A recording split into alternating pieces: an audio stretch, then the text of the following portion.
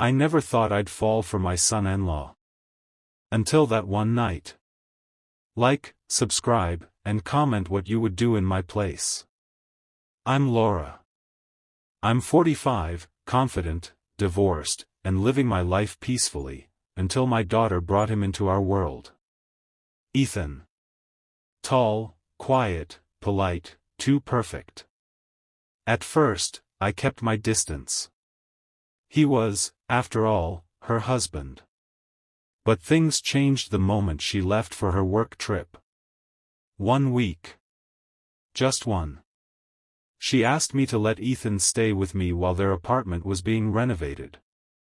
"It's only temporary, Mom," she said. I smiled and agreed. I shouldn't have.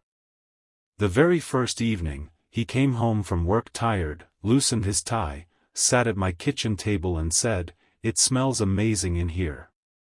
I laughed, trying to hide the way my cheeks flushed. "It's just pasta," I replied. But his eyes stayed on me longer than they should have. The second night, I walked past the bathroom in my silk robe. The door was ajar. He looked up from the sink, froze, and I swear, his eyes told me everything. On the third night, we both stayed up late watching an old movie. The distance on the couch disappeared minute by minute. I felt the heat. So did he. Then came the fourth night. I found a note in the kitchen. Couldn't sleep. "Meet me downstairs if you can't either." I stood there, holding that note, heart pounding. I went downstairs. He was there. Sitting. Waiting. We didn't speak. I sat next to him. He looked into my eyes and whispered, "This is wrong." I whispered back, "Then why does it feel so right?" And when he touched my hand, I didn't pull away. His fingers brushed over mine, hesitant at first, like he was testing reality. I leaned in closer, my voice barely a whisper. "We both know where this is going, so stop pretending you don't want it." He looked at me, really looked, and something inside him snapped. In one sudden movement, he pulled me onto his lap. My robe shifted slightly, and his breath caught in his throat. "You're dangerous," he murmured against my neck. I smiled, my hand sliding into his hair. "Then don't let me go." His lips found mine, urgent, hungry, like he'd been holding it in since the day we met. We moved together like we'd done this 100 times before. I didn't think. I didn't hesitate. I just felt. The moment was wild and fast, but so full of heat it left me breathless. After, I stood up, adjusted my robe, and looked down at him still sitting there, stunned. I whispered, "Now what?" He looked up at me, chest rising and falling. "Now I'll never be able to look at you the same again." I smirked. "Good." Then I turned and went upstairs without another word.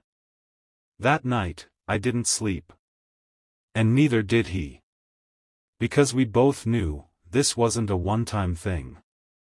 The next morning, we avoided each other like teenagers caught sneaking out. He left early, muttering something about errands, and I stayed in the kitchen pretending to clean a spotless counter. But the silence was loud. My phone buzzed around noon. A message from him. "Tonight. Same place. If you'll have me." I stared at the screen for a full minute, heart racing. I didn't reply. I didn't need to. When the clock neared midnight, I slipped into that same silk robe, no underwear this time, and made my way downstairs. He was already there, sitting on the couch, elbows on his knees, staring at the floor. As soon as he saw me, he stood up, but didn't say a word. I walked to him slowly, letting the silence stretch until I was inches from his chest. "So," I said softly, "you couldn't stay away." He shook his head.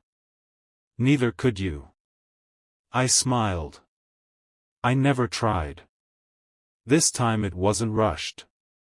He pulled me into him gently, kissing me like he wanted to memorize every second. We didn't make it to the bedroom. The couch creaked under our movements, and the night stretched around us like a secret. When it was over, I laid against him, still breathless, and whispered, "We're playing with fire." He kissed my forehead and replied, "Then let's burn slow." The days that followed were a blur of glances, tension, and stolen moments. We became experts at pretending, casual smiles at breakfast, innocent conversations when my daughter called, doors always left just slightly open. But at night, the act crumbled. Every whisper in the hallway, every light click of the door, every brush of our hands felt like sparks on dry leaves. One evening, while I was folding laundry in the living room, he walked in fresh out of the shower, towel around his waist, water still dripping down his chest.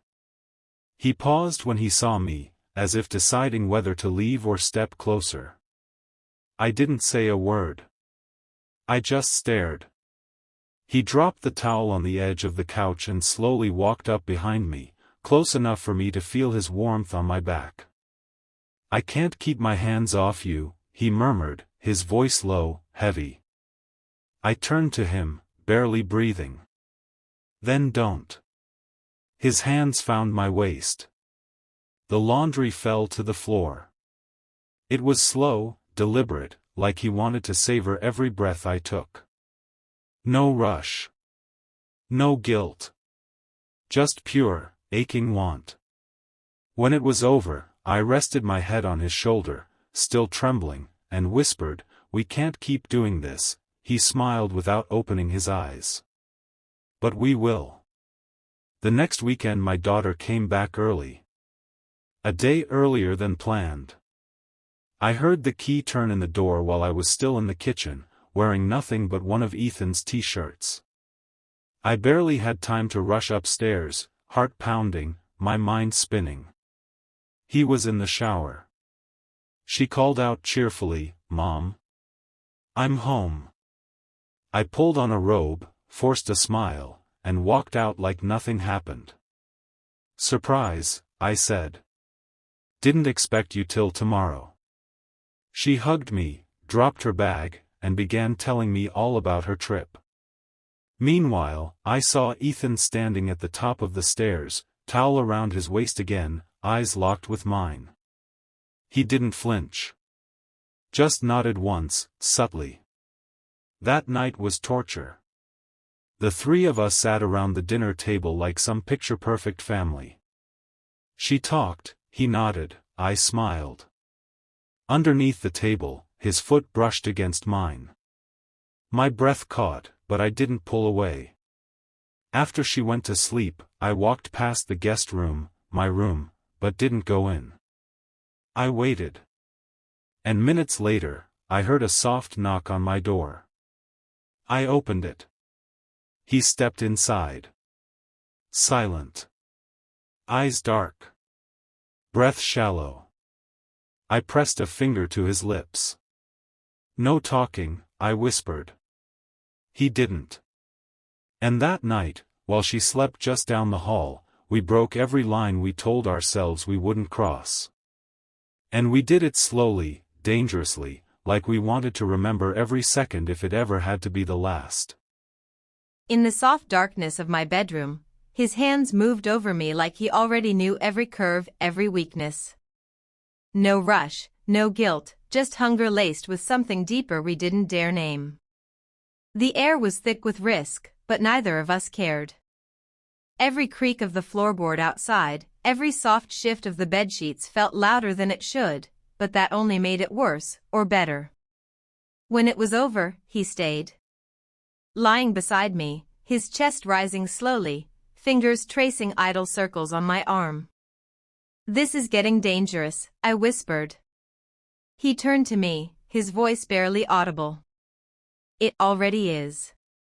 I stared at the ceiling. "She's going to notice, eventually." He nodded. "Then maybe we should stop." I looked at him. Do you want to? He looked right back. No, silence filled the room again. Heavy, electric. The next morning, I walked into the kitchen to find my daughter already awake, smiling, phone in hand. You two got along well while I was gone, huh? She said casually. I froze for a moment. Yeah, he was helpful. She laughed. I bet. He told me you made him pasta every night. That's sweet. I smiled. Sweet. If only she knew. And just as I turned to the sink, my phone buzzed. One message. Tonight. Same place. Leave the door unlocked.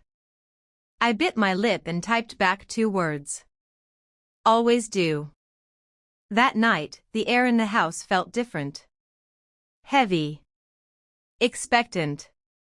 My daughter had gone to bed early after a long day, and I moved through the rooms in silence, every light dimmed, every door left just slightly ajar. I brushed my hair, slipped into a long black shirt, his, again, and left my door open, just like he asked. Minutes passed. My heart beat so loud I thought it might wake the whole house. Then I heard it, a soft creak of the floor outside my room. He didn't knock this time. He just came in, slowly, carefully, and closed the door behind him. We didn't say a word. His hands found me instantly, like he'd been holding back all day. I pulled him in, our lips meeting before breath could even catch. It was quiet, desperate, slow but intense, as if every sound had to be stolen. The thrill of danger wrapped around us like a blanket. I clung to him, my mouth near his ear, whispering, "You shouldn't be here." He growled low, breath hot against my neck. "I belong here." Every touch felt like a secret, every gasp like a confession. And when it was over, when I lay curled up in his arms under the soft sheets, I felt something shift. Something that wasn't just lust. He looked at me, brushing my hair behind my ear, and said softly, "I'm not just here for this. You know that, right?" I didn't answer at first. Just stared into his eyes, heart racing. Then I whispered, "I was hoping you'd say that." He smiled, kissed my forehead, and we stayed like that, tangled in a secret we both knew couldn't last forever, but neither of us was ready to let go. The next morning, I woke up alone. His side of the bed was still warm, but he was gone. I sat up slowly, listening for footsteps, voices, anything. Then I heard it, laughter from the kitchen. My daughter's. I wrapped myself in a robe and stepped out quietly. Ethan was standing by the stove, flipping pancakes like nothing happened. She leaned against the counter, smiling at him, completely unaware. When he saw me, his eyes met mine for a split second, calm, unreadable, before he turned back to the pan. I played along, poured myself coffee, and forced a smile.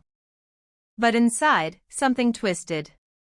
We had crossed so many lines, and now we were just pretending? That night, I couldn't sleep. I paced in my room, staring at the door, waiting for the sound of footsteps that never came. The next day was worse. He barely looked at me. We spoke only in front of her, carefully, politely. I felt like I was going crazy. Finally, on the 3rd night, I found him outside, sitting on the back porch alone. Moonlight lit his face. He didn't move when I approached. I sat beside him, heart pounding. "What are we doing, Ethan?" He looked straight ahead. Trying not to ruin everything. I turned to him, hurt flashing in my chest. "So that's it? We pretend it never happened?" He finally looked at me. "No. I can't forget. But she's your daughter. And my wife." Silence. Thick and heavy. Then he added quietly, "But if you told me to leave with you tomorrow?" "I would." My breath caught. Would you mean it? His voice was calm. Certain. Yes. And in that moment, everything changed.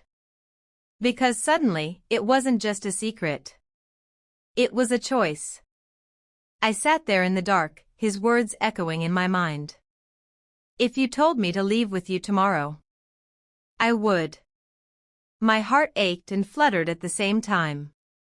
This wasn't a fantasy anymore, it was real. Messy, raw, dangerous, but real. I looked at him. His jaw was tight, his eyes tired, but there was something in them I hadn't seen before, hope. If we do this, I whispered, we can't go back. He turned to me slowly. I know. I hesitated. My hands trembled slightly as I reached for his. Then meet me at the cafe across town. Tomorrow. Noon. If you show up, we leave everything behind. He nodded once. No questions. No hesitation. Just a slow breath and a soft, okay. Then he stood up and went inside, leaving me alone with my thoughts and the weight of what I'd just done. The next morning, I packed a single bag. One change of clothes, some cash, no note. I didn't sleep, didn't eat. Just waited. At 11:52, I arrived at the cafe. Sat in the far corner, heart pounding so loud I thought the entire room could hear it. Every time the door opened, I looked up. And then, he walked in. No suitcase. Just a duffel bag over his shoulder and that same steady look in his eyes. He walked straight to me, sat down, reached across the table and took my hand. You're sure? He asked quietly. I nodded. No more hiding. He smiled. Then let's go. And without another word, we stood up and walked out. Leaving behind everything we were supposed to be, for a chance to become something neither of us ever expected. We didn't speak much as we drove. The city disappeared behind us, the roads got quieter, and the silence between us felt peaceful for the first time. I looked at him from the passenger seat, his hand steady on the wheel, jaw tense, eyes locked on the road like he was chasing freedom. My phone buzzed once. Her name. I didn't answer. I turned it off and dropped it in my bag without a word. He saw. Said nothing. Just reached over and took my hand. When we finally pulled into a small coastal town hours later, it felt like we'd crossed into a new world. No one knew us here. No history. No shame. Just possibility. We found a little motel by the water. Cheap, quiet, perfect. The woman at the desk handed us the key without even looking up. Room 8. I remember it like a snapshot. The moment we opened the door, old wooden floors, the hum of a ceiling fan, a window that faced the ocean. I stood in the middle of the room and finally exhaled. We really did it, I whispered. He came up behind me, wrapped his arms around my waist, and rested his chin on my shoulder. We did. That night, we didn't rush. There was no fear. No pretending. Just us. His touch was slower, deeper, like he wasn't afraid to feel everything now. I looked into his eyes and saw not just desire, but something dangerously close to love. After, we lay tangled in each other, listening to the sound of the waves. He kissed my shoulder and murmured, "You don't regret it?" I smiled, eyes closed. Not for a second. And as I drifted off to sleep in his arms, I realized, for the first time in years, I wasn't dreaming of something more. I had it. The next morning, I woke to sunlight spilling across the sheets. His arm was still draped over my waist, his breath slow and warm against my neck. I turned carefully, watching him sleep. For the first time, his face looked peaceful, no guilt, no hesitation. Just calm. We'd really done it. We'd walked away from everything. I slipped out of bed, pulled on his shirt, and stepped onto the little balcony. The ocean stretched out in front of me, quiet and endless. It felt like it was ours now, like it knew what we'd left behind to be here. The door creaked softly and then he joined me, wrapping his arms around my waist from behind. "Morning," he murmured, pressing a kiss to my shoulder. I leaned into him. "This is the strangest and most right morning of my life." He nodded. "She probably knows by now." "I know," I whispered. "Are you scared?" I turned to face him. "Only of losing this." He touched my face, tracing my cheek with his thumb. "This wasn't just an escape, Laura. I didn't leave with you for the thrill. I knew I'd lose everything, and I still chose you." We stood in silence for a while, staring out at the horizon. Then he added, "I want to start over. Wherever you go, I'm going too." A week later, we found a small house near the coast. No big plans. No promises to anyone but each other. Just quiet mornings, long walks, and glances that still burned. We didn't talk much about the past. It didn't matter. One evening, as we sat on the porch with the sun dipping into the water, he reached for my hand. "If you only knew how badly I wanted to say this before," he said, eyes locked on mine. "I love you." I didn't have to say anything. My smile told him I'd known it all along. From the very first moment he walked into my house as my son-in-law, but now, he was just mine. He squeezed my hand gently, like he was still afraid I might disappear. But I didn't. I held on tighter. "I love you too," I said softly, and as soon as the words left my lips, I saw the relief wash over his face, like he'd been holding his breath for weeks. We sat there in silence, watching the last strip of sunlight vanish into the waves. No more hiding. No more pretending. Just the two of us, tangled in something too deep to walk away from now. That night, in our little house by the sea, everything felt different. Softer. Real. He kissed me like it meant something more now, like it wasn't just passion, but home. I fell asleep in his arms, and for the first time in years, I didn't feel guilty about wanting happiness. I felt like I finally chose it. The next morning, I found a note on the table, written in his familiar, messy handwriting, "Ran into town to get groceries." Also, found a little job opportunity at the marina. "I want to build a life here. With you. Wait for me." I pressed the note to my chest and smiled. It wasn't just a runaway story anymore. We weren't running. We were building something messy, complicated, risky, but ours. And whatever came next, I knew one thing for sure. I'd do it all over again. For him. For us.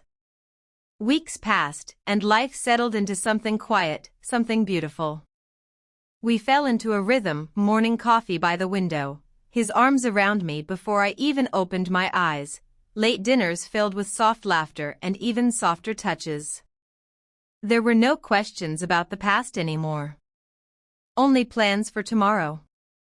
One evening, as the sky turned gold and the breeze from the ocean drifted in through the open window, he came home with sand on his boots and a strange smile on his face. "What is it?" I asked, wiping my hands on a towel. He walked up, pulled something small from his pocket, and placed it in my hand. A simple silver ring. No diamond. No speech. Just him, looking at me with those eyes I could never forget. "We've already broken every rule," he said. "Let's write our own now. Just us." I stared at the ring, heart pounding, throat tight. I couldn't speak. I just nodded, tears quietly slipping down my cheeks. He pulled me into him and whispered, "It started as a secret, but this is forever." And as the waves crashed softly outside, I knew. I didn't just fall for my son-in-law. I fell for the man who was brave enough to choose me, even when the whole world would call it wrong. But in our world, it was finally right.